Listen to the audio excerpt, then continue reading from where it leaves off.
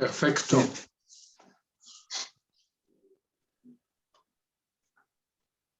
¿Ya estamos? Sí, ya estamos en vivo. Genial. Buenas tardes a todos. Es un gusto darles la bienvenida a la primera ponencia del ciclo de charlas de este año. Queremos agradecer inmensamente la gran acogida que tuvimos el año pasado y esperamos que disfruten aún más de las charlas que tenemos preparadas para este evento. Antes de iniciar, queremos agradecerle a todos los ponentes que aceptaron nuestra invitación y estamos felices de contar con el Dr.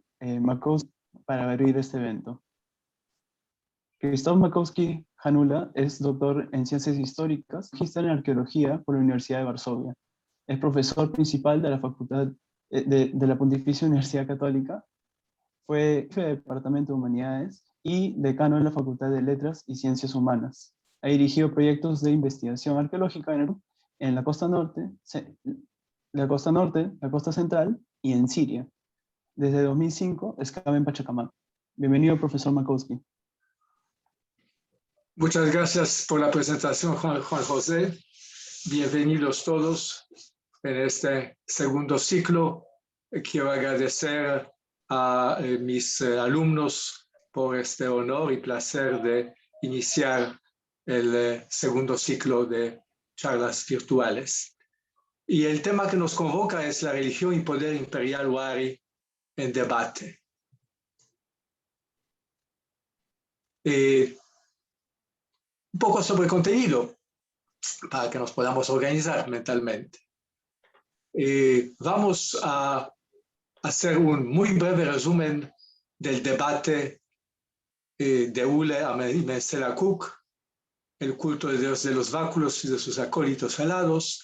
Pasaremos a revisar la propuesta de Patricia Knobloch, la Agencia de Dioses y Héroes Humanos, luego la de William Isbell sobre las series iconográficas sudamericanas, surandinas y la tríada de iconos imperiales, luego el origen formativo pre-tiahuanaco de las iconografías tiahuanaco y Wari, para aterrizar en conversión e identidad del personaje representado y demostrarles que, contrariamente a lo que todos seguramente creen, no es una sola deidad, sino hay varias deidades de báculos. Eso nos permitirá pasar a tocar los aspectos sociales y políticos de uso de imágenes, la producción de objetos figurativos y el manejo político de ellos. Y finalmente vamos a preguntarnos si los cultos tiahuanaco y Wari tienen carácter de una religión proselitista, como las religiones reveladas del Viejo Mundo. La historia que estamos siguiendo es una larga historia, porque el debate se inicia con los orígenes de arqueología científica en el Perú, con Ule. Ule, cuando realiza sus excavaciones en Pachacamac, entre otros excava en el Gran Forado, en la fachada norte de Templo Pintado, y a sus pies encuentra varios entierros. Este conjunto de entierros lo llama Cementerio 1, y al examinar las asociaciones de estos entierros en fardos, algunos con máscara, encuentra objetos figurativos como estos al lado derecho de la pantalla. Y al toque le viene a la mente la imagen quizás más difundida en esos tiempos del siglo XIX y comienzos del XX, de las imágenes prehispánicas americanas, la imagen de personaje central de Portada del Sol. Y entonces asume que se trata del mismo personaje. Más aún que cabezas parecidas o personajes de pie estaban también en piezas no solo de excavaciones de Ule, sino también de colecciones que llegaron de pronto a lo que es hoy Museo Etnográfico de Berlín, y en tiempos de Uhle ingresaron a colecciones de Wetzler y de Grätze. Uhle, para asumir que se trata del mismo personaje, tuvo que implícitamente hacer ciertas concesiones y asumir ciertos principios. La principal de estos principios es que la pose frontal, manos extendidas con un objeto en cada una, y el halo radiante alrededor de la cara define la identidad de un Dios supremo. Todo aquel que está representado de esta manera es el mismo. Es la idea que hasta ahora está en manuales escolares y en guiones de museos. En cambio, los atributos y otros detalles que son variables tienen carácter estilístico y no transmiten información relevante para el contenido, es decir, no hablan sobre la identidad del personaje. La siguiente etapa del debate obviamente está marcado por descubrimiento para la ciencia de Huari, de Colchopata, y la demostración que si queremos entender bien lo que en tiempos de Uhle se llamaba tradiciones tiwanacoides, entonces no debemos solamente ocuparnos de Tiwanaku al borde del lago Titicaca, sino también, o ante todo, deberíamos mirar el Ayacucho, que es el verdadero centro del fenómeno. Las personas involucradas principales en este debate están obviamente Julio Cetello, John Ronald Rowe y su alumna y colaboradora muy cercana, que seguramente la mayoría, o quizás todos ustedes conocen, Dorothy Menzel. A ellos debemos una modificación, transformación de conceptos iniciales sobre horizontes que trazó Uhle y la cronología de horizontes y periodos intermedios con el concepto de horizonte medio. De este modo, a Menzel no solo debemos esta cronología que hasta el presente es la que usamos a diario, sino también la principal hipótesis. En su trabajo de 1968 en castellano, dice: los temas míticos diseñados en la nueva alfarería ceremonial y el estilo en que ellos son ejecutados tienen una semejanza tan estrecha con las representaciones míticas de Tiwanaku en Bolivia, particularmente con las representaciones en relieve de la portada monolítica, Puerta del Sol, o incisiones hechas en algunas grandes estatuas que una conexión estrecha salta a la vista. La nueva religión debe haber llegado al área de Ayacucho y Huari desde el sur, probablemente desde el mismo Tiwanaku o de algún otro centro semejante a uno descubierto. Ningún espécimen correspondiente a vasija de tamaño corriente de Tiwanaku se ha encontrado jamás en el Perú al norte u oeste de los departamentos de Arequipa y Puno, como tampoco ningún espécimen peruano ha sido encontrado en Bolivia. Es por ello que parece inverosímil una conquista militar. Los testimonios sugieren que nos hallamos frente a un movimiento puramente religioso y que el origen de las nuevas ideas se halla en un muy reducido número de individuos que traficaban entre las áreas de Ayacucho y Huari. Tales viajes pueden haber sido realizados por misioneros que partían del centro de Tiwanaku o por los que partiendo de Ayacucho y Huari aprendieron la religión y se llevaron a sus hogares.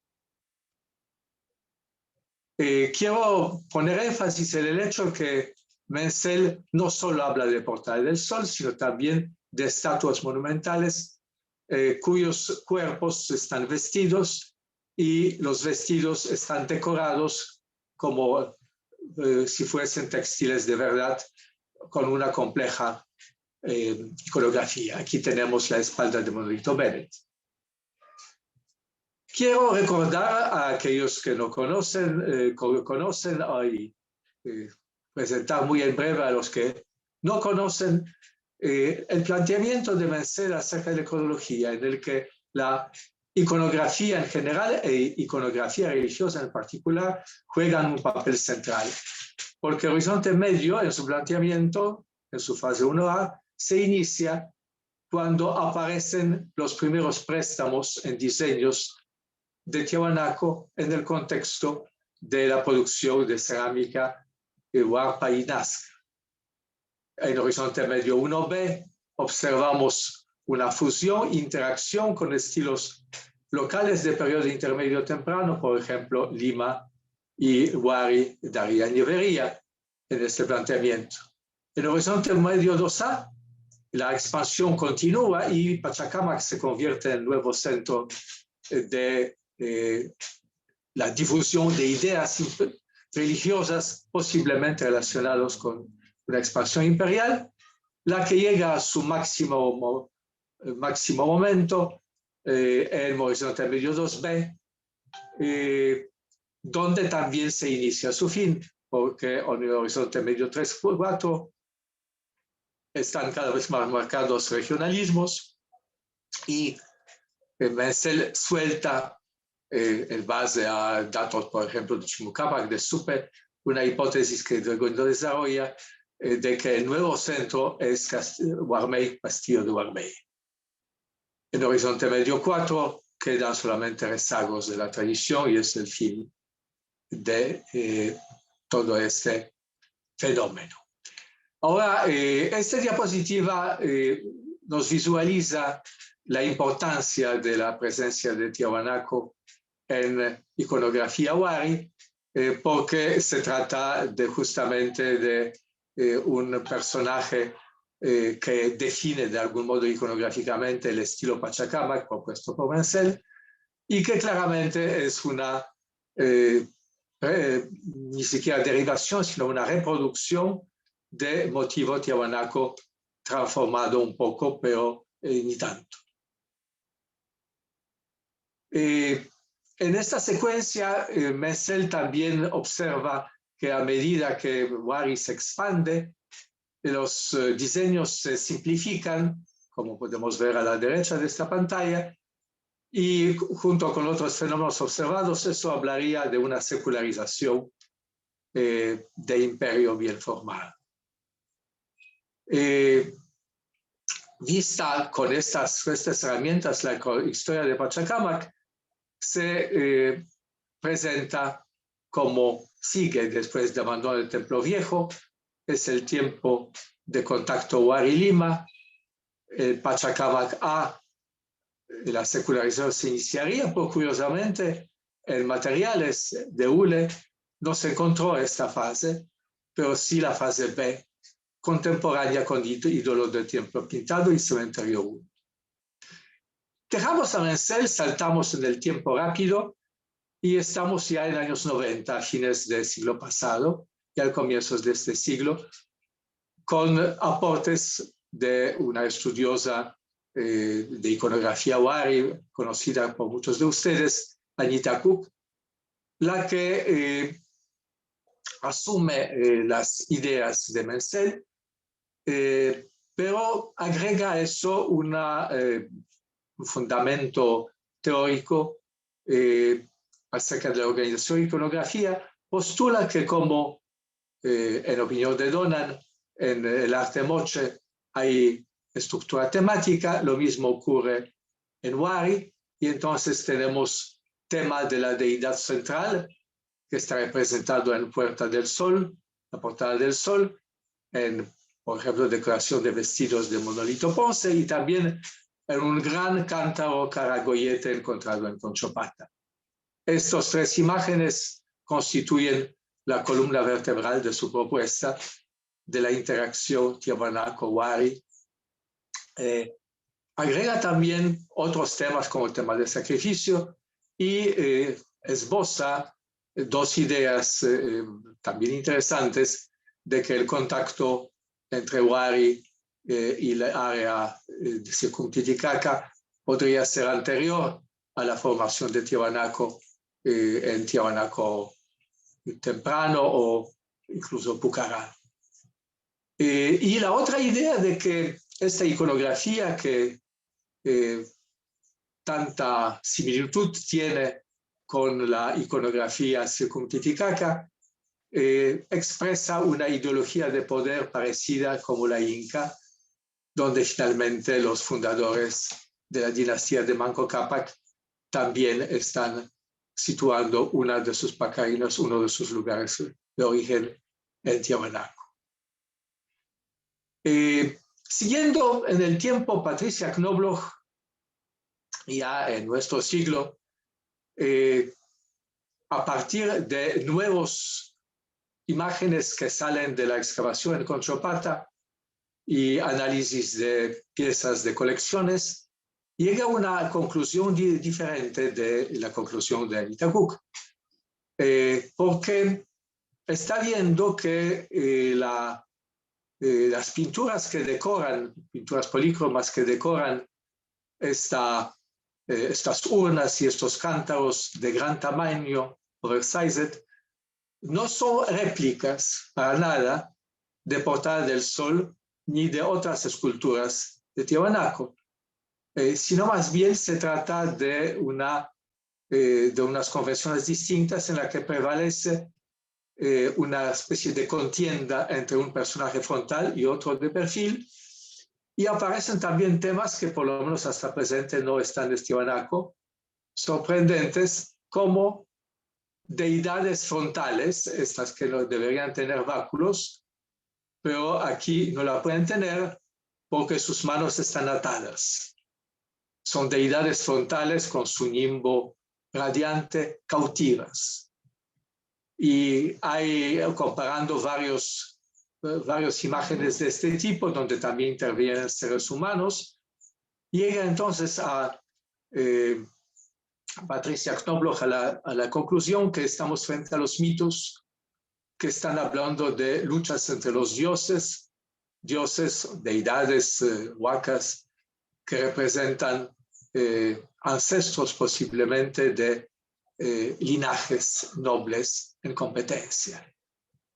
Y esto la lleva a hacer una base de datos, tratando de ver también el origen de imágenes, de agentes, es decir, de figuras, íconos que tienen obviamente para los usuarios un poder, y que representan tanto a las deidades como a ancestros humanos sin rasgos sobrenaturales de linajes nobles. Aquí tenemos justamente a las deidades y aquí tenemos los probables ancestros de linajes nobles. Patricia Knobloch hizo toda una tipología y ha visto sus viajes a través de los Andes centrales.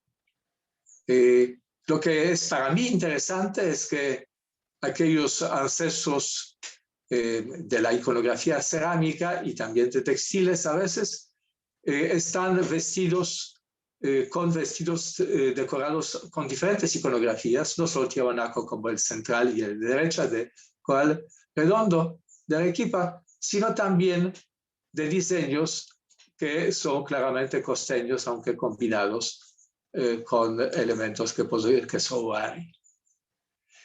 Tercer antecedente para nuestro debate es obviamente de Wilhelm Isbell. Sais y la triada de iconos imperiales. ¿A qué se refiere Sais? Justamente a este subtítulo de un monumental compendio que recomiendo a todos los participantes leer, y es una tarea bastante complicada porque es un volumen rico en textos y obviamente en páginas, ilustraciones. En imágenes acción, Isbell pone el título The Southern Anden Iconographic Series, las series iconográficas surandinas. Prefiere entonces reemplazar los conceptos de Tiahuanaco y Wari con sus connotaciones culturales y políticas por uno más neutro, para también abarcar no solamente el periodo de interacción entre estas dos entidades, es decir, Horizonte Medio, sino también épocas previas, el formativo. En el formativo tardío, es para Isbell periodo 6-2, mientras que Horizonte Medio el periodo 6-1, el periodo del Horizonte Medio 6-2.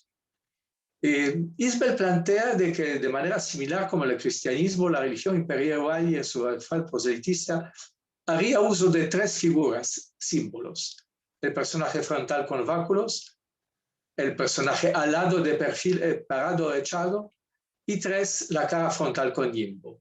Este tercer motivo antecedería cronológicamente a los 2 primeros, situándose en el periodo formativo. Como se desprende de este primer planteamiento, los detalles de la pose y del atuendo, si el personaje está parado, camina, corre, sus atributos que mantienen las manos, que son variables, la especie de animal, cuya cabeza y otras partes del cuerpo adopta cada figura, carecen de importancia para definir la personalidad del Dios. Es importante, en realidad, la pose en términos muy, muy generales. Y entonces, con esta propuesta, William Isbell sugiere que esta cerámica con decoración, como ven ustedes en la pantalla, particularmente de Horizonte Medio 2, Lignac, por ejemplo, en la que no hay mayores detalles, sino unas plumas bastante redundantes y que son representaciones bastante esquemáticas. Esta es la iconografía de Imperio, esencialmente. Y entonces pasa por alto todas estas variabilidades que pueden ver ustedes en esta diapositiva. Por ejemplo, no toma en cuenta que como hay figuras de frente, hay de cabezas de frente, hay también figuras de cabezas de perfil, y que tanto los de frente como de perfil pueden tener o no tener detalles con pequeñas imágenes, símbolos que se parecen a glifos, de los cuales vamos a hablar después. Bueno, aquí cierro el tema de antecedentes y quisiera compartir con ustedes el contexto de mi propia visión de este tema. Y para eso necesito sintetizar los recientes descubrimientos, reconsideraciones e interpretaciones. El Horizonte Medio 1 ha sido replanteado como época precontacto con Tiahuanaco y tiempo de interacciones Huarpa-Nazca. Los estilos de Horizonte Medio tienen larga duración y se traslapan, por ejemplo, el estilo Conchopata se forma en Horizonte Medio 1B y se mantiene durante el Horizonte Medio 2. El estilo Nieveri es contemporáneo con Lima Tardío de Horizonte Medio 1 y sobrevive en Horizonte Medio 2. Los estilos del Horizonte Medio 2 son contemporáneos con los de Horizonte Medio 3, como vamos a ver. Muchas tradiciones locales mantienen la vigencia inalterada durante el Horizonte Medio y el hipotético imperio no logra, eso lo vamos a ver, imponer una iconografía exclusiva y propia de él en ninguna de las fases. Y como sabemos, existe una polémica. ¿Existe el imperio? ¿Se mueven solo los objetos gracias a los intercambios? ¿O más bien se mueven los artesanos desplazados por la voluntad política, acompañando a las élites a medida que el imperio avanza? Yo me afilio más bien a esta segunda opción. Y siguiendo con novedades, la iconografía conocida de la Portada del Sol es pre-Tiahuanaco y se consolida como un sistema complejo y codificado durante el periodo formativo tardío. En el extremo sur, teniendo por soporte los textiles y las tabletas de rapé, no cerámica. La Portada del Sol Tiahuanaco tardío nunca ha sido imitada como modelo. Los diseños textiles fueron en cambio una fuente permanente de inspiración de alfareros y escultores. La iconografía Huari, como la de Conchopata, Robles Moco y Pacheco, no imita la Portada del Sol, lo hemos visto hablando de trabajos de Patricia Knobloch, sino es producto de una creación original por artesanos competentes, conocedores de la tradición sais de sureña. Frontalmente y con 2 báculos se representan a varias deidades, todas diferentes y ambos sexos, y no solo a una. Y lo mismo ocurre con el repertorio de seres sagrados de perfil. cuyo repertorio está bien más amplio que el de Portada del Sol y comprende seres antropomorfos y zoomorfos, y cuando hablamos de zoomorfos son diferentes especies. Rápidamente hablemos un momentito sobre ilustrando el tema de origen formativo pre-tiahuanaco de la iconografía tiahuanaco. Aquí, por ejemplo, tenemos una parte dorsal de una túnica pucará provincial, como diría Haberli, pre-tiahuanaco, con representación de una cara radiante sobre un típico podio. Eso se parece al friso de la parte baja de Portada del Sol, y también personajes de perfil, en los cuales primero, bastante difundido, tiene la cara de pez, y los otros tienen caras de aves y hay uno antropomorfo, pero no son exactamente los mismos que en Portada del Sol. El repertorio es muy amplio y si hubiéramos querido, tendríamos que por lo menos consagrar 2 o 3 horas para recorrer toda esta problemática de iconografía del formativo del SAIS. Pero quiero ilustrar solamente los casos más importantes. Tenemos el tema de la tradición sihuas y quizás seguida por tradición pucará costeño en la costa sur en relación con el altiplano. Tenemos una amplia difusión de tabletas de rapé, cuya mayor colección conocemos de Chile, y más bien muy excepcional es la representación de cara frontal en cerámica y de otros personajes de cerámica, aunque en pucará, en cerámica decorada con pintura residosa, hay representaciones de personajes de perfil. Sin embargo, el personaje frontal no es una deidad masculina, sino femenina, y no pertenece claramente a esta misma tradición que tiahuanaco.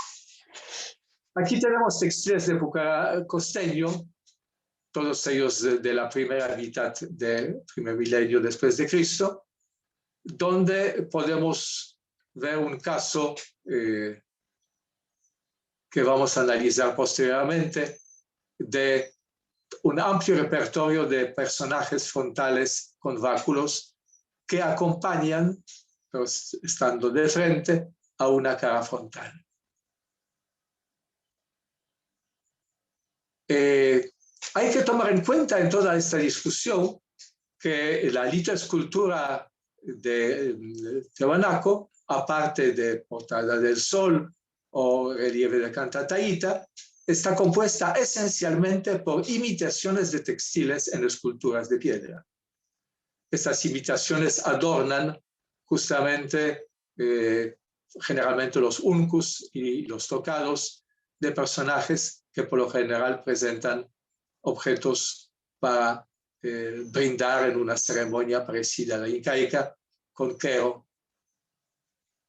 Aquí a la izquierda tienen ustedes en dibujo la decoración de este mismo monolito Ponce, con un solo personaje frontal y 12 personajes de perfil de cada lado que lo acompañan. El siguiente punto que nos toca, el quinto, es la conversión e identidad. ¿Tienen razón mis colegas o tengo razón diciendo que deidades de báculos hay varias, de ambos sexos, y pueden estar representados de frente o de perfil? Y cuando están de frente no se pueden ver sus alas, pero cuando están de perfiles sí, pero solo queda sitio para una mano con un báculo. Entonces, hagamos una prueba bastante sencilla con un método probado por varios arqueólogos en diferentes partes del mundo. Por ejemplo, en Moche lo aplicó Yuri Bierowski.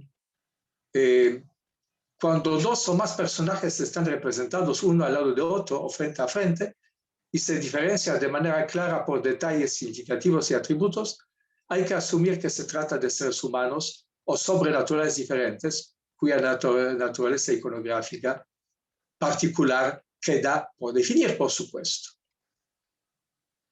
Y, por ejemplo, en este caso, vemos que tenemos un podio, tenemos 4 personajes alados que acompañan el podio, tenemos la presentación principal que está reducida una sola a la cabeza y los acompañantes de pie, cada uno de ellos con ciertas repeticiones tiene otro tocado y también varían objetos que tienen en la mano.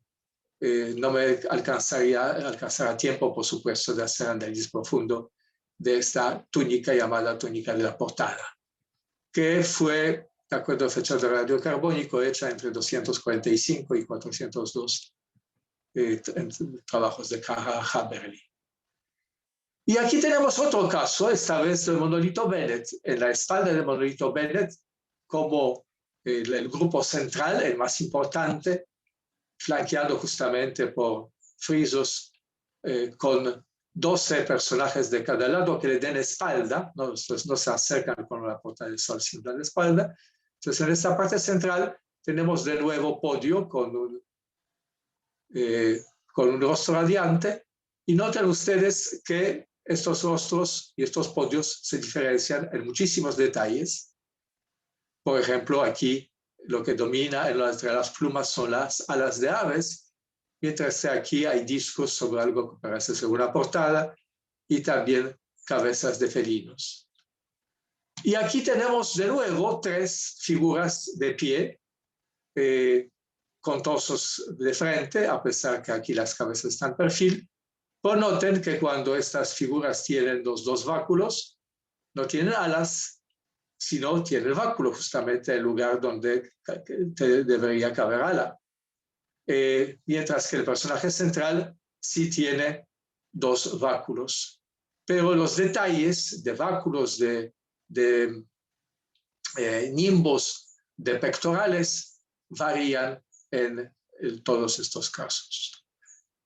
Y aquí tenemos una olla traída por el mismo Arthur Poznański en su viaje de Wari, lo traída a La Paz, y desde este tiempo en el Museo Arqueológico de La Paz. Esta olla Wari tiene en una cara una deidad que tiene objetos que podrían ser terminados con ganchos de estólica, en todo caso no son simples báculos, y con una diadema, con un nimbo en que dominan los maíces intercalados con cabezas de animales, y en cambio el de la derecha no tiene nimbo y tiene 2 dardos, una en cada mano. Ambos tienen bocas con colmillos y está claro que se trata de deidades frontales. Y bueno, un poco para rematar, una urna que es muy conocida, la urna de Pacheco, que tiene 4 personajes representados adentro, 2 parejas idénticas mirándose una a la otra, y ya Patricia Lyon y después varios otros investigadores coincidieron que este personaje tiene un vestido de mujer, el que tiene símbolos como glifos en forma de maíz y de aves acéfalas, y en cambio este sería el personaje masculino, tipo de centro de objetos también varía. Aquí tenemos báculos y aquí tenemos un objeto que de nuevo podría ser estólica. Y bueno, quiero atraer ahora a ustedes a los detalles. A los detalles que, desde mi punto de vista, definen la personalidad de cada una de estas figuras.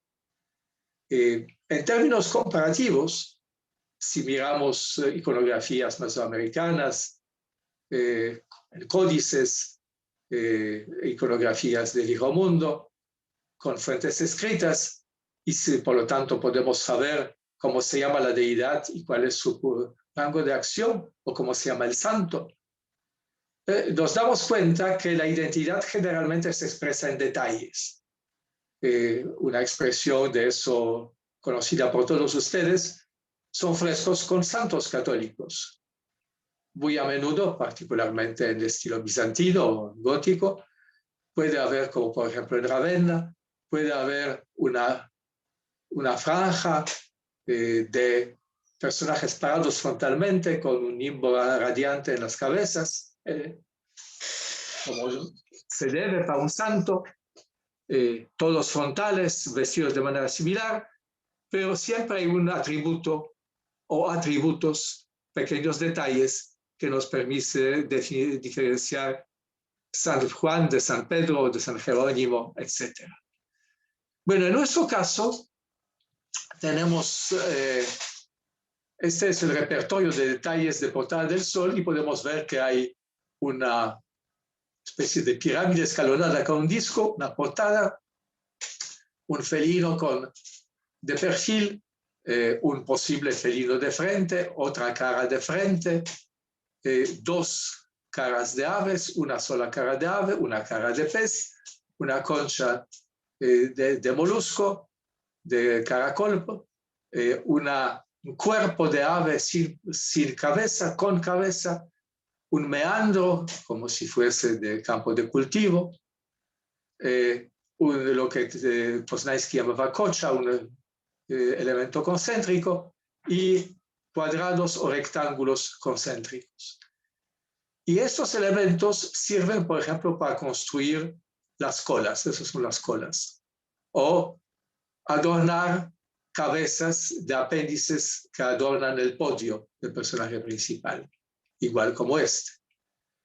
O adornan las alas, o se convierten en lagrimales, o lo más a menudo de estos elementos se construye báculos, y sería obviamente mucho más, o báculos o otros objetos que funcionalmente báculos no son, como por ejemplo armas.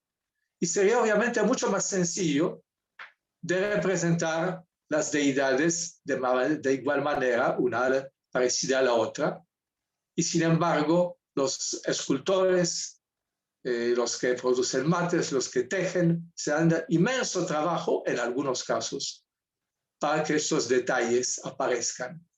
Aquí arriba tenemos el personaje de Portal del Sol, el personaje central de Monolito Bennett. Hay dos caras arriba. Note que tienen manos no báculos, sino una especie de apéndices. Algunos piensan que son plantas. Y también está parado sobre un podio del que emanan otros apéndices con otro glifo, otro símbolo, diferente que en el caso este, donde están los felinos y el nimbo tiene alas. Abajo tenemos tres ejemplos de iconografía de personajes de deidad central Wari. Este es del monolito Ponce, que más se parece a la Portal del Sol. Perdón, el de Cántaro Caragoyete de Cochopata, que más se parece a Monolito Ponce, pero es comparable también con Portal del Sol, y los personajes de otras vasijas de tamaño especial.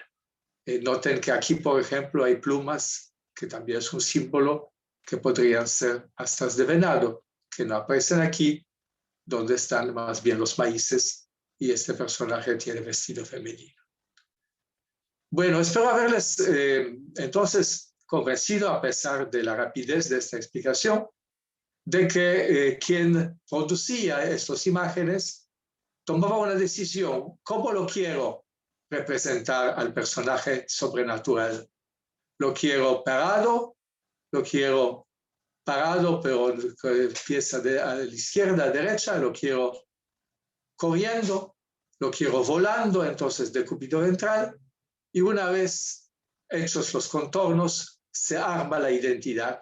La identidad se expresa justamente por este código visual de combinación de detalles secundarios. Para alguien competente, un poco guardar las proporciones de misma manera como un soldado con cierta experiencia y servicio militar va a saber reconocer a partir de pequeños símbolos al coronel, a primera espada de su promoción, etcétera, al oficial de artillería o de armada, alguien con experiencia en esta cultura podría haber definido quién es, cómo se llama, cómo actúa, de qué linaje, de qué lugar proviene esta deidad.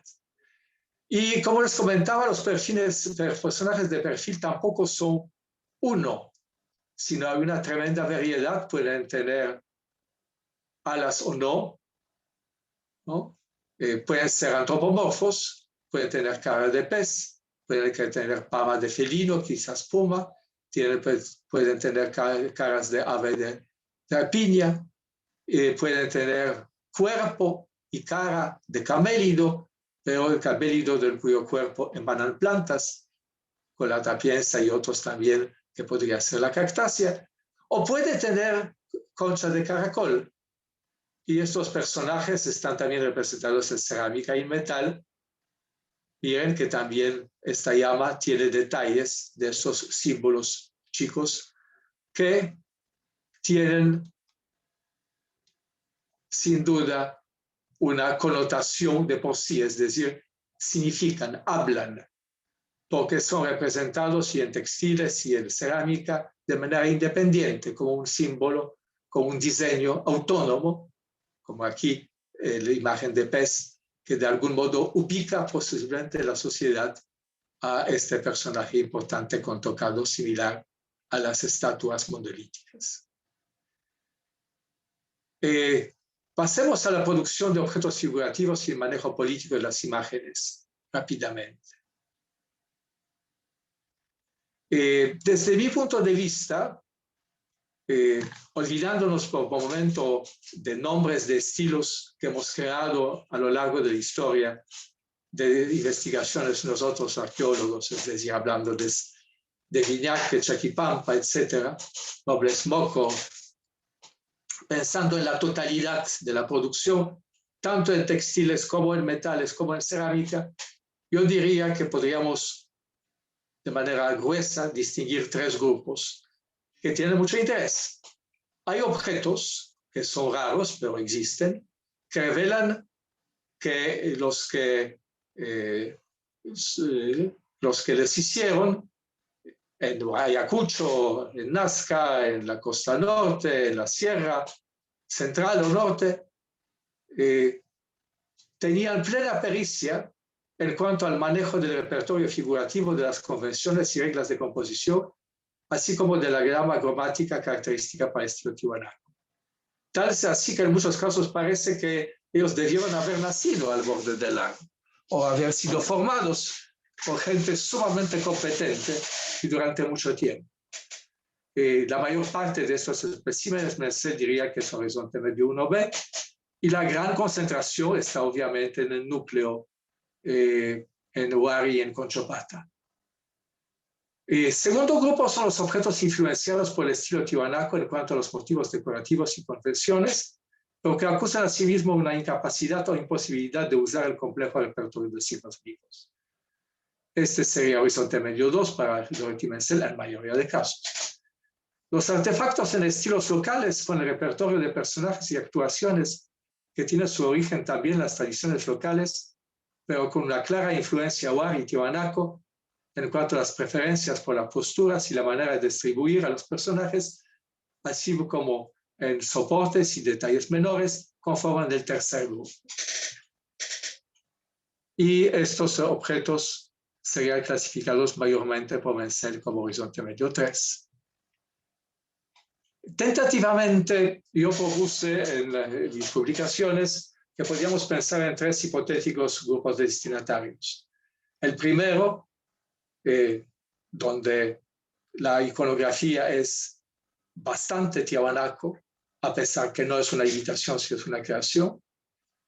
Es bastante saiz, de pura cepa. Estas corresponderían a élites que ponen énfasis en su origen supuesto real en la cuenca de Titicaca. Y ellos son los que comandan y los que usan. Segundo grupo son élites subalternas que reciben regalos de parafernalia en el estilo de prestigio. Y finalmente, el tercer grupo, que es el más amplio, en recurrencia, en cantidad de casos, es el grupo en que el estilo es local, los soportes, las formas son locales, pero notamos la intención clara, abierta de imitar el estilo de prestigio y transformar reglas de composición locales para que se parezcan a reglas Wari. La pregunta nuestra es, y aquí para dar un golpe visual al apoyo de esta hipótesis tenemos la urna que ya hemos visto, que representa con lujo de detalles el primer grupo, y es de Pacheco, y estas piezas provienen de Conchopata.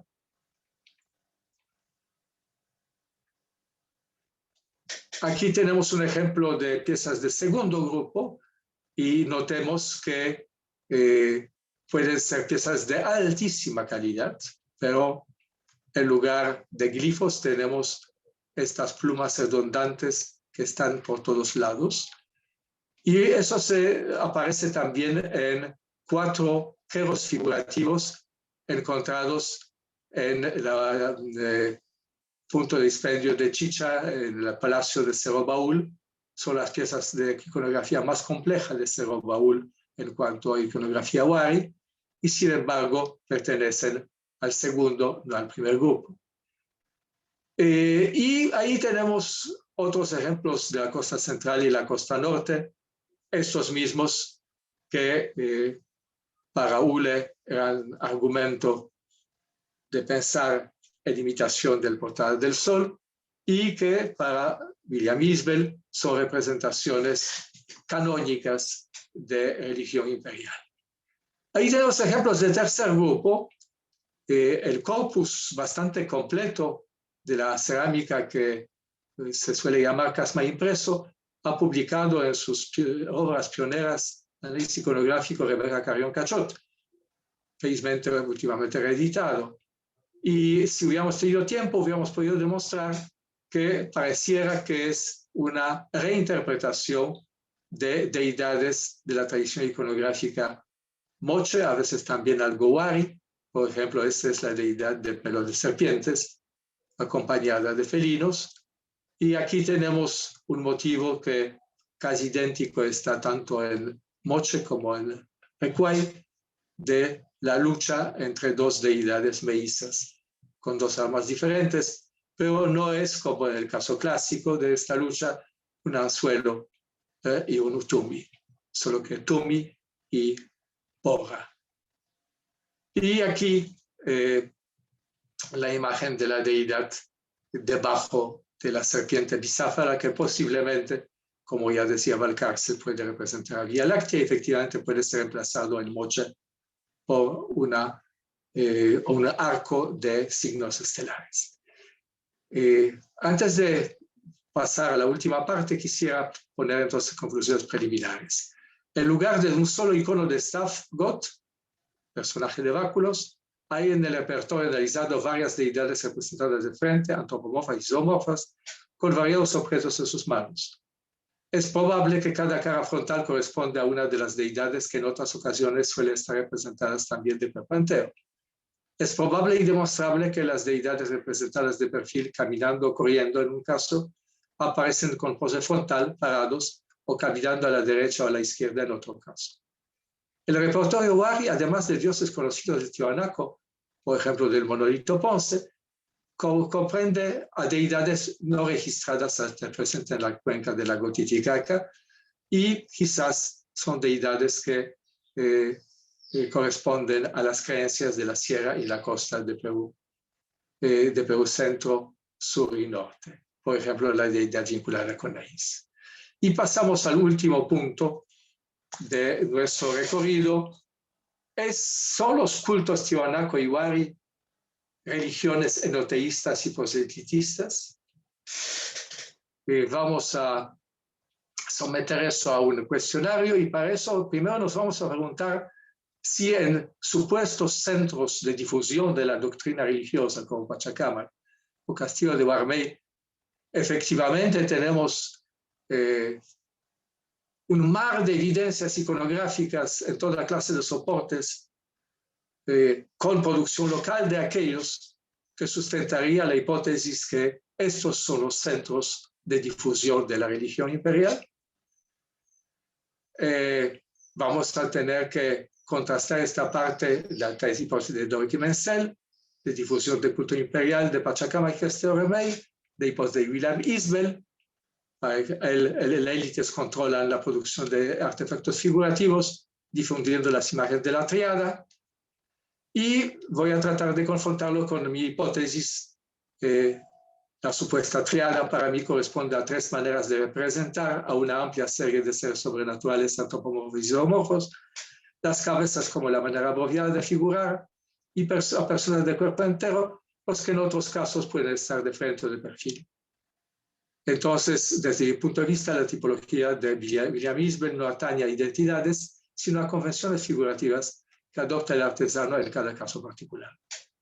Para mí, los cultos Wari tuvieron carácter politeísta, animista, inclusivo, comparable con los cultos Inca y muy distante de las religiones de imperios del Mediterráneo, sea el imperio romano tardío con el cristianismo o el imperio persa con zoroastrianismo, con Ahura Mazda y Ahriman.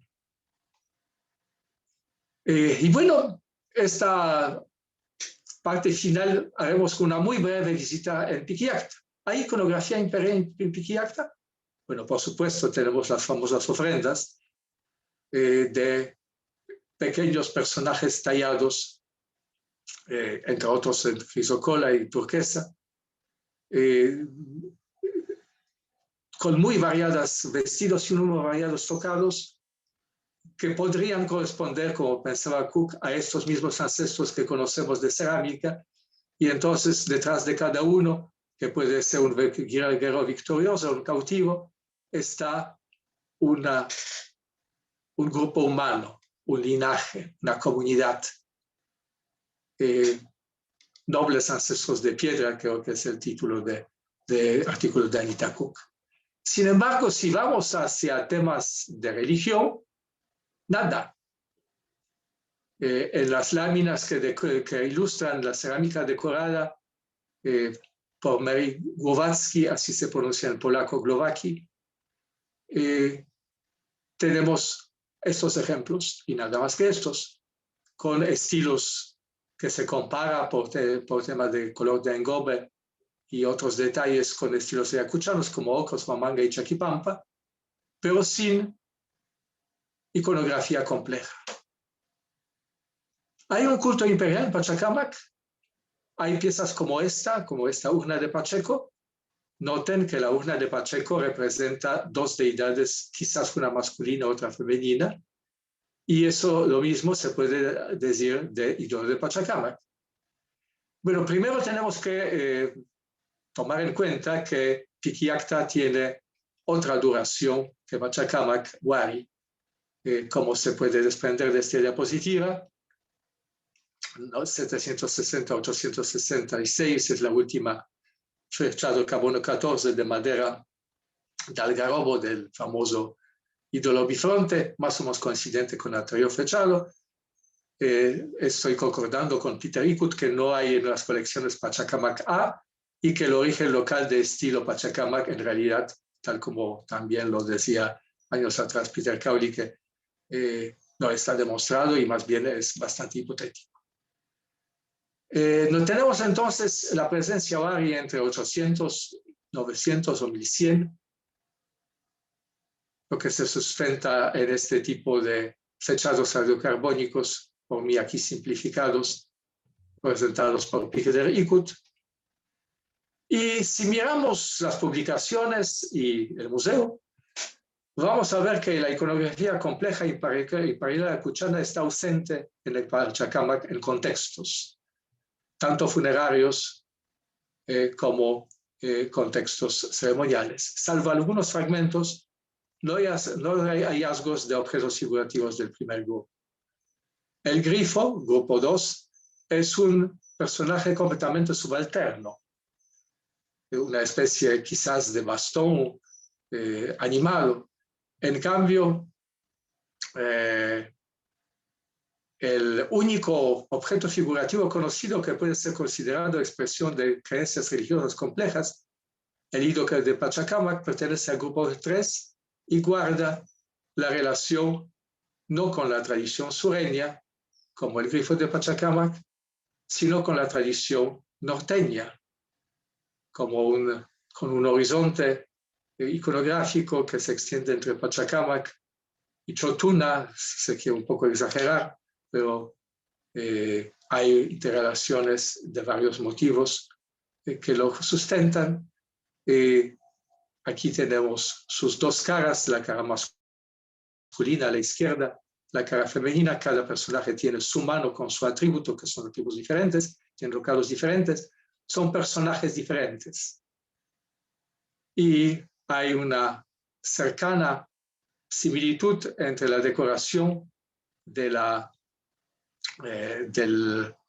poste sobre el cual están parados los dos seres divinos y la iconografía de la cerámica impresa, llamada casma impreso, pero se puede llamar también otros subestilos, como por ejemplo armé impreso.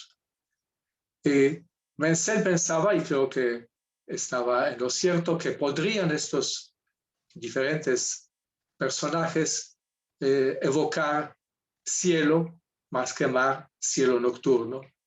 Tendríamos entonces una pareja doble de connotación celestial. Ostrovsky pensaba que es Ichma y Vichama. Ahí tenemos la decoración del poste, el dibujo y unos ejemplos de esta iconografía que está bastante difundida en la costa centro-norte y norte, por ejemplo, en las telas de Chemu-Capac y Botella Casma de Supe. Ahora, cuando vamos a los contextos de Pachacamac, hay un contexto excavado por Ponciano Paredes y por Franco, en la cima del templo viejo, contextos de abandono del templo, con ofrendas de cerámica Ichma inicial y ofrendas quizás anteriores, pero es un momento anterior, con copas y cerámica nivería y también copas que se parecen hasta cierto punto a copas pintadas o ahora. Tenemos una cerámica nivería dominante y una iconografía costeña. Lo único que nos saca de esquicio a todos los que hemos mirado este material son estos fragmentos que parecen ser de pastas importadas y fragmentos mismos son importados y no hay otras partes de la vasija. Estas tipo de hallazgos hemos encontrado también en el castillo de Warmey, que contrariamente a lo que proponía Dorothy Menzel, no es posterior, sino es contemporáneo con Pachacamac.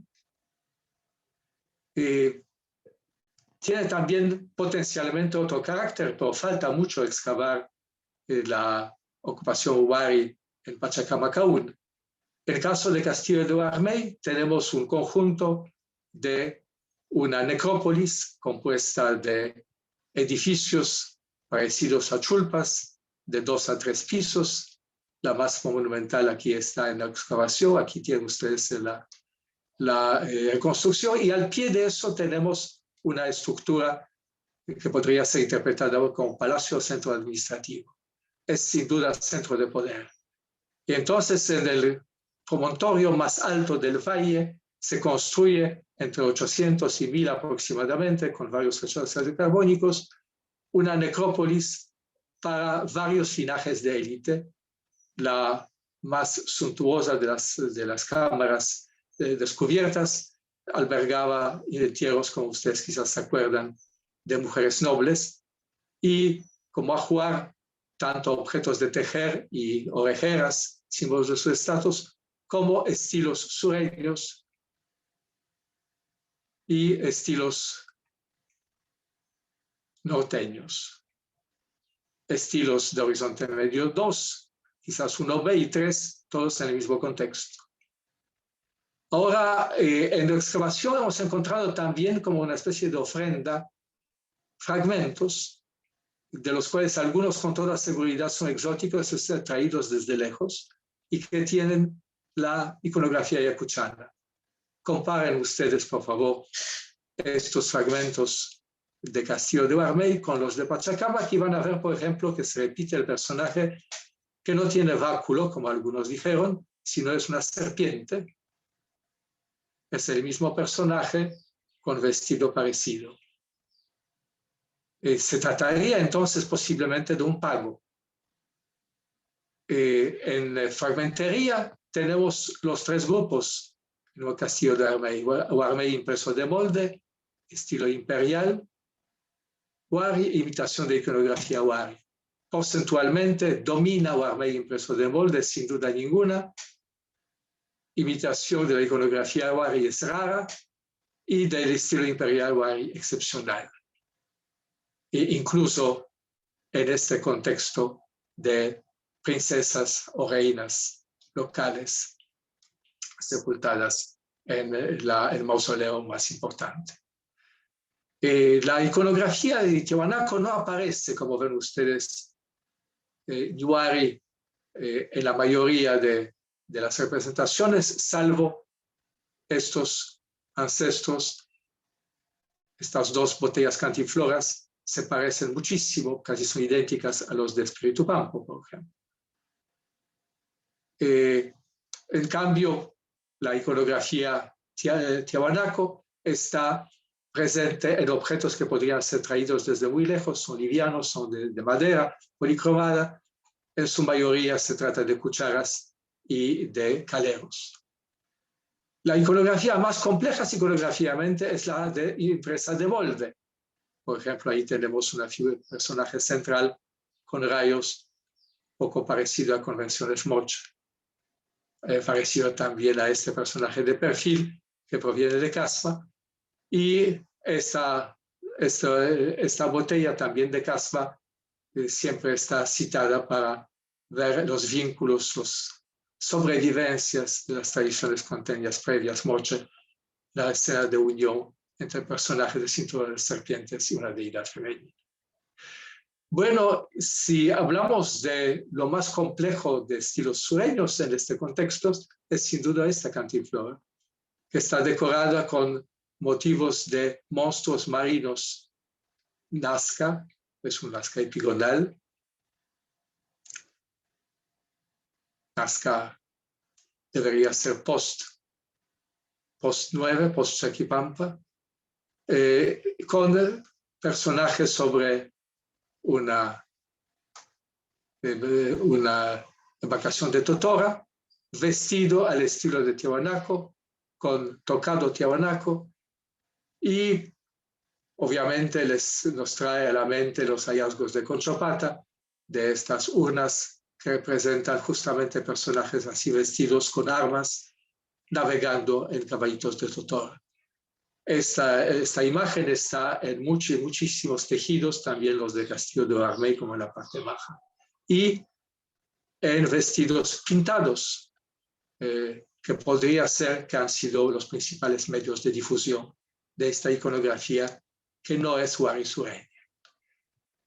Aterrizamos a las conclusiones. No existen argumentos iconográficos para seguir sosteniendo que las religiones centroandinas tuvieron carácter enoteísta, desde mi punto de vista por lo menos, con un ser supremo de naturaleza comparable con Punchau, Inti Punchau, Viracocha o Illapa Inca como deidad principal, una deidad dotada de poderes de animador y representada bajo el aspecto de la deidad de báculos, Stavgod. En su lugar se observa un frondoso repertorio que corresponde a panteones politeístas. El principio que parece caracterizar las relaciones entre los diferentes seres sobrenaturales es posible de rastrear desde el periodo horizonte temprano, es el de la dualidad, probable consecuencia de dos doblamientos de una deidad jerárquicamente superior en dos epifanías subalternas, como se ocurre, quizás algunos de ustedes se acuerdan, con el mito cuando Viracocha está animando el mundo, pero lo está haciendo a través de dos de sus representantes, uno con nombre quechua, otro nombre aymara, Huiracocha, Tocapu Huiracocha y Maymana Huiracocha, quienes uno va por los altos, otro por los bajos, otro por los cerros, otros por las llanuras. Pachacamac no parece haber sido el principal centro de difusión de la iconografía de las deidades de Bacos y acólitos alados, como los que se encuentran en Huari y Conchopata, y por lo tanto no ha cumplido el papel de centro de propagación de ideas religiosas Huari y Tiahuanaco durante los Oriente Medio, por lo menos aquellas que vienen directamente desde Huari y Conchopata. Tampoco existen evidencias convincentes que las vasijas en el estilo Pachacamac se producían localmente.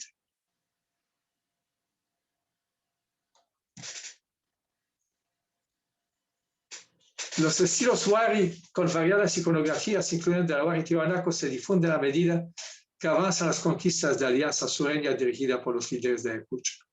Los conquistadores promueven el forzoso desplazamiento de diestros artesanos desde el sur y el centro hasta la costa norte. A partir de este momento, los lazos entre el norte chico y la sureste central se estrechan, lo que se percibe tanto en Pachacamac y Ancón como en Castillo de Bermejo. La iconografía de ídolo Pifronte, por ejemplo, se relaciona con este fenómeno. La administración Huari no tuvo, tomando en cuenta lo antes dicho, la capacidad o la intención de imponer un solo repertorio de imágenes en las que se expresaría la doctrina religiosa imperial, al margen de los problemas iconográficos que hemos discutido hoy.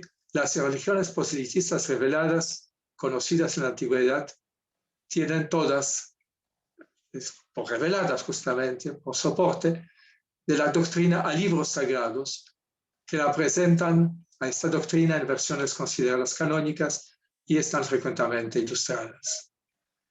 Por ello, yo prefiero hablar de cultos Huari, diferentes, regionales, de Ayacucho y no de Ayacucho, en lugar de hablar de una religión de Estado monolítica. Lo que no quiere decir que hay una reflexión de doctrina religiosa, pero como en una de las otras religiones paganas que han precedido cronológicamente a las religiones reveladas en la historia de la humanidad, las deidades de los pueblos incorporados en el Imperio Huari estuvieron considerados con respeto y reverencia e incorporados en el culto oficial, salvo probablemente el caso de la rebelión de sus fieles, véase las deidades cautivas. Múltiples evidencias sugieren entonces que el culto imperial ponía énfasis en los rituales en honor a los ancestros, no solo de las élites ayacuchanas, sino también de linajes gobernantes de variado origen, cultura, idioma y religión, súbditos del imperio. Es obviamente otro tema. Y el otro tema es la gran revolución que se hace en costumbres funerarias. Y esta revolución avanza sin duda de sur a norte. Y hay libros ya al respecto. Pero obviamente no fue hoy día mi tema. Por estas razones considero que es muy probable que el sistema político Huari se parecía al sistema inca, con varios linajes panacas en competencia, donde el juego también se extendería después a las provincias, creando un sistema potencialmente inestable con consolidaciones y desintegraciones, como por ejemplo eso parece sugerir la historia de Lambayeque. Muchas gracias por su atención.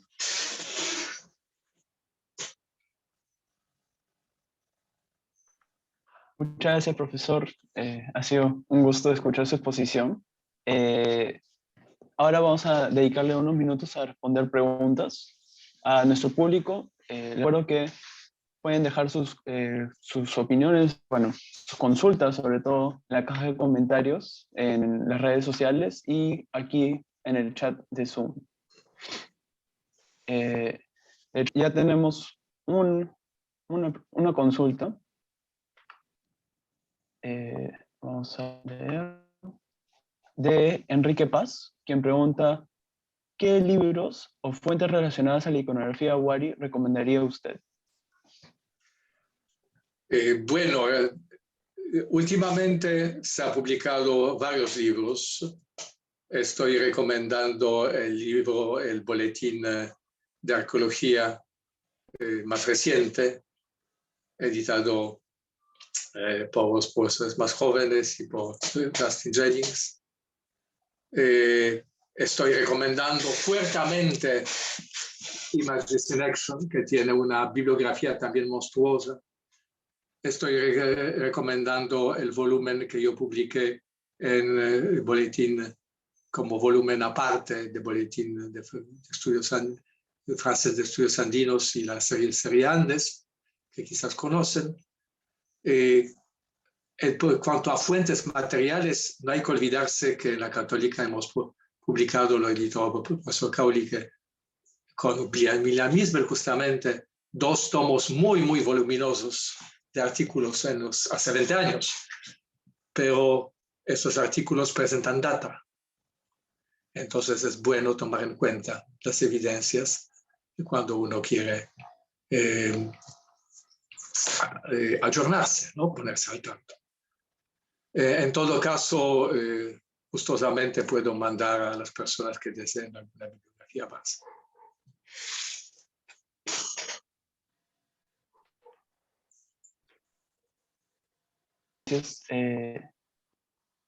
Ahora le otra pregunta de David La Torre. Pregunta: las últimas excavaciones, signos o representaciones de violencia ejercidas por el Estado Wari, tal cual los estudios biológicos que Tiffany Fung respecto al uso ritual de las cabezas de trofeo. Es una muy buena pregunta y una muy difícil respuesta. Se puede ver leyendo tanto el libro de Tiffany Thun como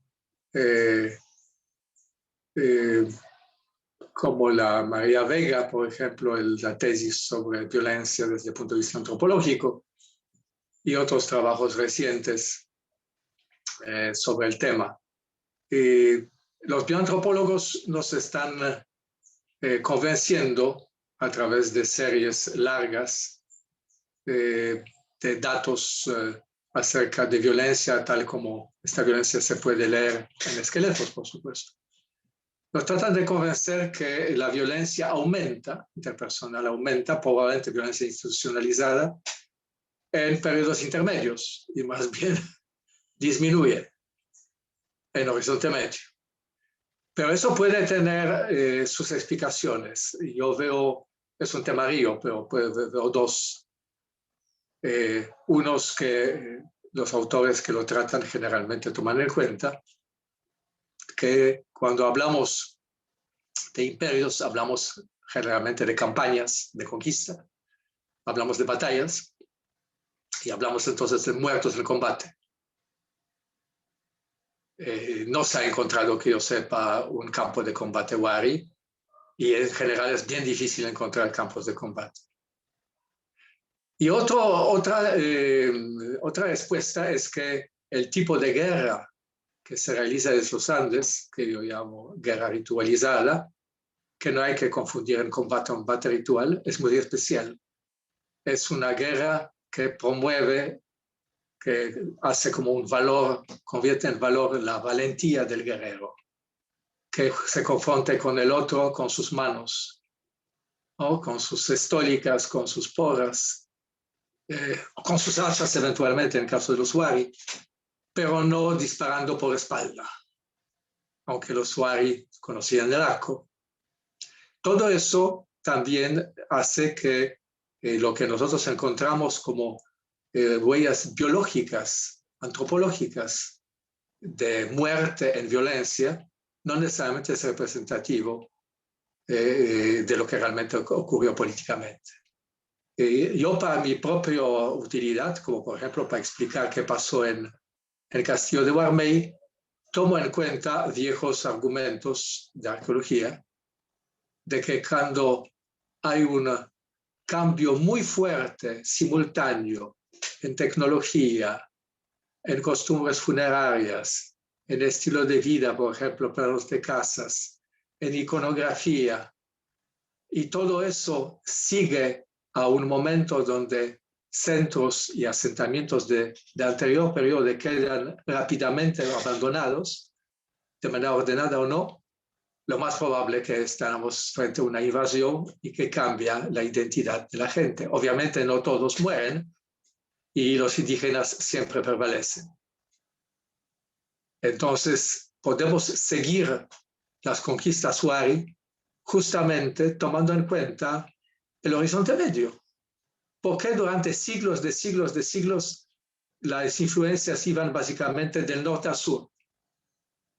Y a partir del año 800, en que 800 plus 1050 se está abandonando desde Cañete, Cerro del Oro, Pachacamac, las huacas de Lima, de la cultura Lima, Baranga, Huacas de la Luna, Huacacao, parece también que Pampa Grande, y bueno, y muchos otros lugares más simultáneamente. Algunos casos bien sellados, y encima tenemos los entierros Wari, diferentes de los anteriores.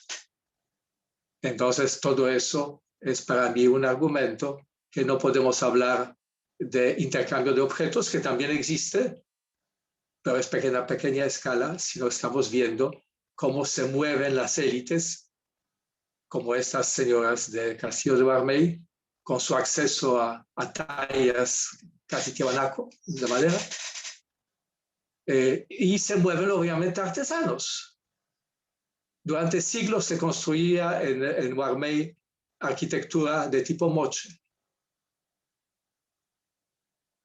Y ocurre un abandono, quizás antes incluso de la expansión Wari, por algunas razones que tenemos que definir.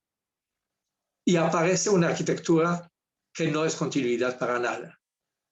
Y es una tradición amalgamada, los que han oído la charla sobre el Castillo de Guarmey quizás se acuerdan, de elementos tecnológicos y formales de la costa y de la sierra, una amalgama muy original, creando una chulpa que no se parece a chulpas de Callejón de Huaylas, pero toda la idea de montaña convertida en necrópolis se parece más a las costumbres de Wari que a las costumbres mocha. Bueno, entonces tenemos que cruzar varios datos, como siempre en arqueología, para poder decir, interpretar con sentido y con certeza, y no simplemente crear literatura. Muchas gracias. Podemos pasar a otra pregunta. Nos escribe Luis Fernando Bejar, quien pregunta, estimado Makowski, ¿cuáles serían los cultos locales asumidos por las élites Wari durante su expansión al Valle de Cusco? Y cuenta, excelente presentación, saludos cordiales. Muchas gracias, excelente pregunta y difícil respuesta. ¿Por qué difícil respuesta? Porque en nuestra profesión académica podemos decir lo que las fuentes nos dejan decir. Y en caso de culturas prehistóricas, nosotros estamos en realidad a la merced de la conservación de objetos figurativos, ¿no? Que llamamos fuentes iconográficas. Es nuestra única información y es una información imperfecta, porque ¿qué podríamos decir sobre la religión inca a partir de iconografía inca? No mucho, a pesar que Sergio Barraza por lo menos sacó interesantes datos acerca de ciertas ceremonias. Es rara se presentan las figuras de Inca. Pero justamente el ejemplo inca nos hace pensar, porque ahí, como tenemos algo de fuentes, podemos decir que en tiempos de llegadas españoles, prácticamente para todas las poblaciones de las cuales tenemos alguna información, es el paisaje sagrado. Sagrado es el paisaje, no es sagrado el templo, sino el sagrado es el lugar. Y puede ser sagrado el objeto, que no necesariamente tiene forma figurativa, que es adorado. Eso seguramente no han podido entender los españoles como Estete o Hernán Pizarro cuando llegaron y preguntaron por Pachacamac. buscaban un templo y buscaban un ídolo. Y efectivamente había un ídolo, pero lo más sagrado probablemente no ha sido este lugar, esta arquitectura, sino este lugar, que fue sagrado desde siglos como sede de diferentes huacas. Entonces, yo no me aventuraría a contestar directamente a esta pregunta y más bien dejaría eso en manos de ustedes que trabajan en Cusco. A ver, ¿qué podríamos decir? Podríamos decir con seguridad, no sé, que este principio de culto de ancestros efectivamente estuvo en Piquillacta, que Piquillacta y Viracochapampa son lugares donde la arquitectura ordena, de acuerdo a la procedencia y creencia de la gente, y los hace convocar, como en Conchopata y como en Huari, en días festivos cuando se venera justamente a los ancestros de cada uno de los linajes de diferente procedencia y rango. Bueno, yo pienso que sí, pero es también un poco la especulación. Ahora la iconografía no nos permite ir mucho más allá, no acerca de ancestros humanos, sino acerca de los mitos.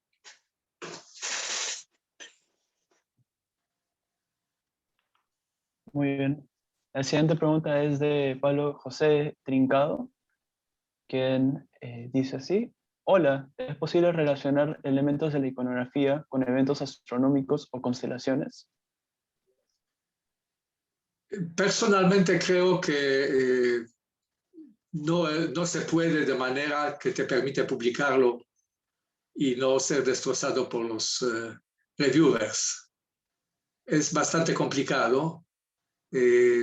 La iconografía moche, por ejemplo, que conozco bien, si tomamos en cuenta raras representaciones, tenemos signo que parece ser de estrella y que forma una especie de firmamento y que puede ser reemplazado por la serpiente bicéfala. Y eso sirve a muchos, también a mí, para pensar que serpiente bicéfala es justamente o Vía Láctea, como pensaba Tayo Valcárcel, o por lo menos el firmamento, el cielo estrellado. Y entonces es una contextualización de aparición de la deidad. Ha habido propuestas en el caso de Moche para que los temas complejos, así lo llaman, en realidad cada tema es complejo, por definición de Donald, ¿no? Entonces, temas complejos, los de Cao y los de Huaca de la Luna, son mapas estelares. Bueno, yo lo que pienso que son paisajes de laguna o del mar, o de ambos, nocturnos. Pero veo bien difícil tratar convirtiendo en el mapa del cielo, porque eso implica, por ejemplo, de interpretar el signo oval con la representación de la deidad, debajo está la luna, justamente a partir de la imagen de Santa Cruz Pachacuti Yanquis Alcamayua. Y es convincente la crítica de Pierre Duviols y César Itier de que el cronista nunca pudo haber visto la decoración de Coricancha, y entonces es su creación bien metida en el periodo colonial, con muchísimos elementos andinos, pero ya repensada. Entonces me parece bastante difícil utilizar esta organización de cosmos que se imagina Joan de Santa Cruz Pachacuti Yanquis Alcamayua para interpretar las representaciones de algunos rituales al borde de un lago, una laguna o un mar.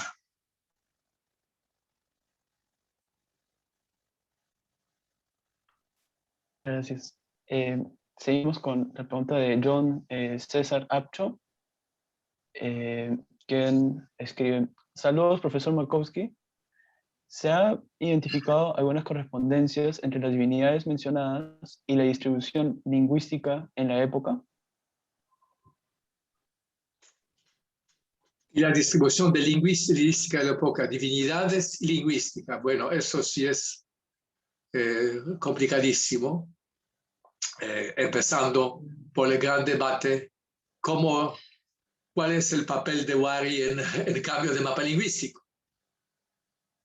Yo lo que entiendo y lo que publiqué en su tiempo cuando hemos organizado en la Católica uno de estos simposios, justamente consagrado al tema de relación entre arqueología y lingüística, y otro simposio similar fue organizado por Peter Cowlick en Londres, ¿no? Y a raíz de todo eso he podido un poco pensar el asunto y pienso que los mapas que publicaron Torero y Cerro Palomino a partir de evidencias firmes de topónimos, de datos de archivo, nos hacen ver que hay efectivamente una área quechua y una área de Kingdom y pescadora en la costa. Hay áreas de Muchik con una isla en Chicama y también básicamente en Lambayeque, y bueno, al norte todavía tenemos Iseki, Itayán, etc. Entonces tenemos una relativa unidad aymara del sur que colinda aparentemente, y aquí está también la polémica con Puquina. Los lingüistas, particularmente Cerón Palomino, tienen sus razones para pensar que Puquina, que aymara se difunde en el periodo intermedio tardío. Bueno, yo no sé qué piensan ustedes, pero yo no veo muchas evidencias arqueológicas para ello. Podría ser que hay una frontera entre parte sur y parte norte del lago con Puquina. Bueno, ahora ven ustedes que tenemos problemas con trasladar un mapa colonial de distribución de lenguas indígenas. ¿Cuántos años atrás? O tampoco, ¿no es cierto? De 1600 a por lo menos 1000, si no es 800, es decir, podría ser casi 1000 años. Muchas cosas pasan con la lengua y muchas cosas pueden pasar con las creencias en este tiempo.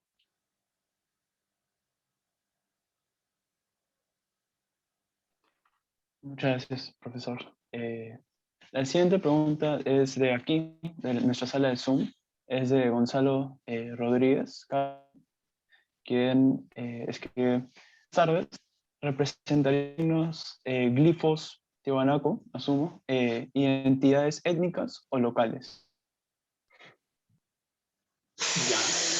Un saludo a Gonzalo. Me acuerdo como hace años estuvimos teniendo justamente un proyecto para atacar la iconografía de Conchopata a propósito de un programa de conservación, y luego él estaba trabajando este mismo tema con Bill Isbell, entonces sabe lo que pregunta. En realidad el tema de estos símbolos que llamamos glifos no tiene nada que ver con la escritura, por si acaso, pero se parecen un poquito a glifos mesoamericanos en el sentido que pueden ser utilizados, por ejemplo, en el escudo como símbolo de identidad. En la wincha, ustedes han visto en diapositiva un glifo que representa a un personaje pez. Estaba aparentemente hablando de la identidad del representado. Entonces,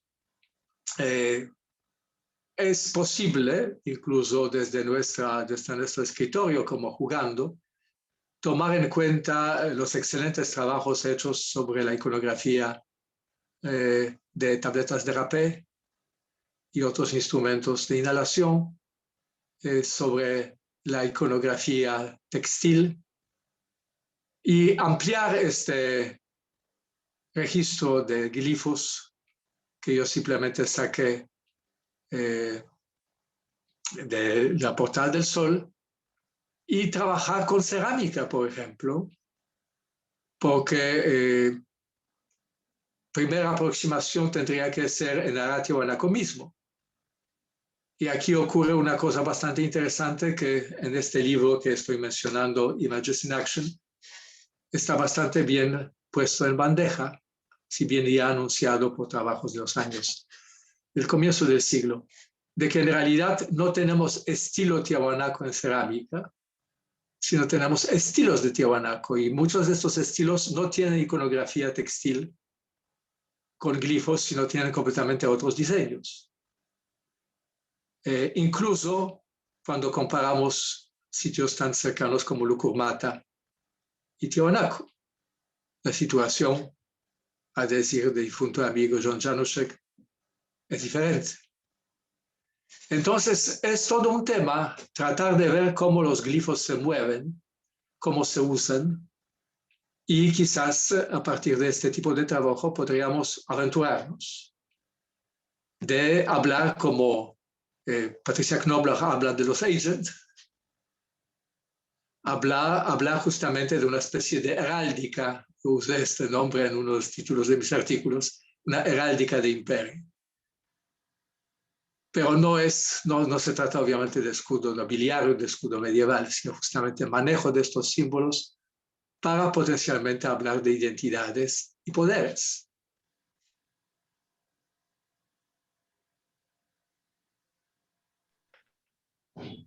Muy bien.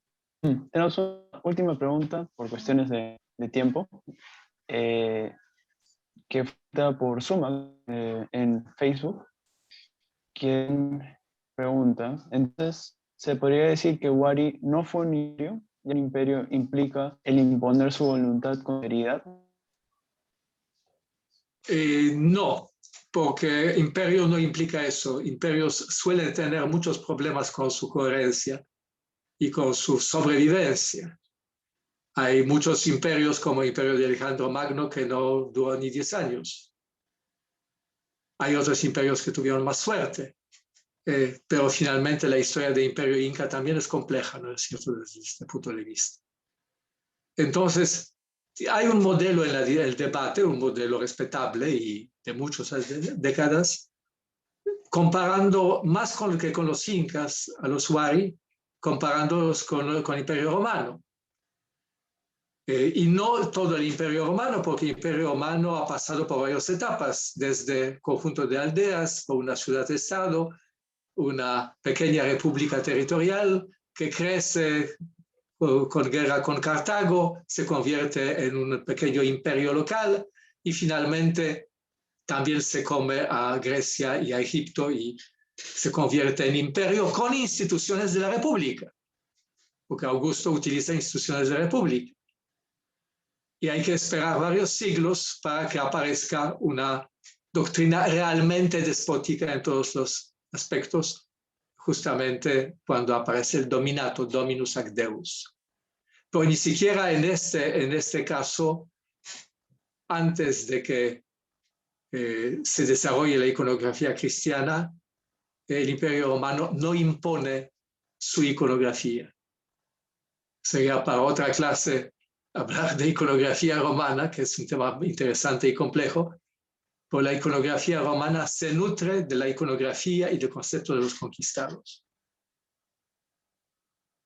No es la iconografía de viejos dioses de Roma, que siguen siendo venerados en el culto ancestral político. Entonces yo no creo que el imperio, para ser imperio, tiene que controlar cómo hace el alfarero cada cuenco o cada quero o cada tejido. Eso se ve trabajando un poco más a fondo con el imperio inca, de que tampoco el imperio inca controla todo al milímetro, todo lo contrario. Hay mucho margen de libertad. Es un tema que tenemos que retomar críticamente y liberarse de esquema de un imperio despótico, burocrático, controlista, a través de una red de administración rígida y a través de cuarteles. Yo pienso en el Imperio Wari a partir de estas evidencias de religión como un estado que básicamente está empleando métodos hegemónicos, incluso cuando construye arquitectura, porque el imperio está reacomodando relaciones de parentesco aparentemente y está incorporando a las cabezas locales a su propia administración. No está imponiendo Quipucamayo Cuari en cada uno de los centros, porque estos centros administrativos no parecen existir, sino están viendo cómo se puede, por buena o por mala o por ambas, controlar las cabezas locales y mantener lo conquistado por fuerza o por matrimonio o por persuasión. Todas estas cosas pueden ser válidas.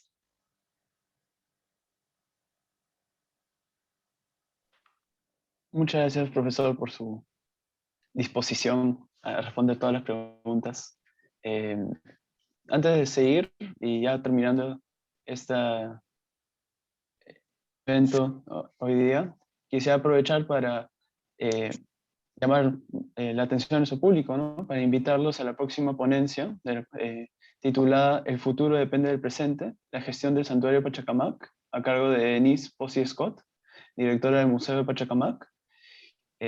Como la próxima semana es feriado, la segunda charla está para el viernes 9 de abril, a esta misma hora, bueno, que comenzamos a las 5 de la tarde. Además, recuerden que todas las actividades las estaremos anunciando en nuestras redes sociales, así que los esperamos. Antes de terminar, profesor, quisiera dejar un mensaje final. Bueno, agradecer que me han aguantado 1 hora y cuarto y espero que no he defraudado sus expectativas y se animan también a tomar, siempre como arqueólogos, tomar en cuenta fuentes figurativas como parte de construcción de interpretación. Gracias. Nuevamente, muchas gracias, profesor, por su presentación y a todos ustedes por acompañarnos en esta fecha. Hasta el próximo viernes. Hasta el próximo viernes.